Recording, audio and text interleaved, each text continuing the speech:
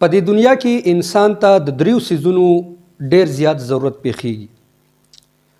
په هغې کې اولنی نمبر سیز د اوسېدو دپاره کور، چې انسان وایي چې زما کور او په هغې کې زه اوسېږم.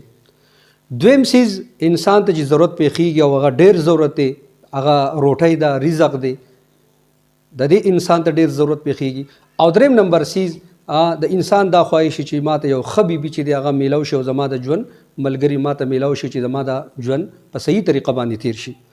وس دا درې سیزونه دا ډیر ضروری دي. کور هم ضروری دی، رزق هم ضروری دی، او دغه شانتي د یو ښې بیبي هم انسان ته ضرورت وي.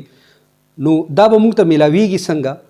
د دې لپاره قرآن کې الله رب ذوالجلال د موسی علیه السلام هغه دعا ده چې کله موسی علیه السلام مدین ته تشریف یوړو، د فرعون دغه ظلم نه د بچ کېدو لپاره مدین ته چې دی نو هغه تشریف وړو، نو هلته د موسی علیه السلام دپاره د اوسېدو دپاره کور نه و، دغه شانتي د رزق درک نه لګېدو، او دغه شانتي چې دی نو د ژوند ملګري نه وه.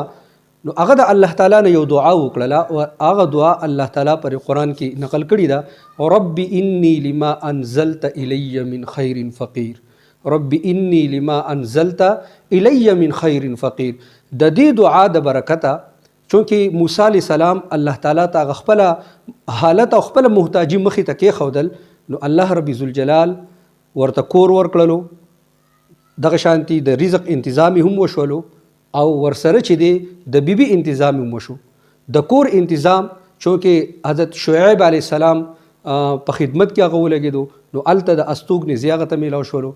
دغه شانتي د هغه په خدمت کې لګېدل لازمي خبره ده، هر یو کس خپل خدمتګار له چې دی روټۍ هم ورکوي، نو هلته د رزق انتظام هم وشولو.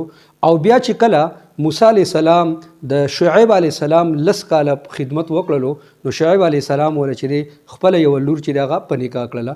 نو دا یو ډیره بهترینه دعا ده او ډیره مجربه دعا ده، چونکې الله رب ذوالجلال په قرآن کې نقل کړي هم ده. او موسی علیه السلام د دې دعا د برکته هغه ته دا درې واړه څیزونه میلاو شوي وو.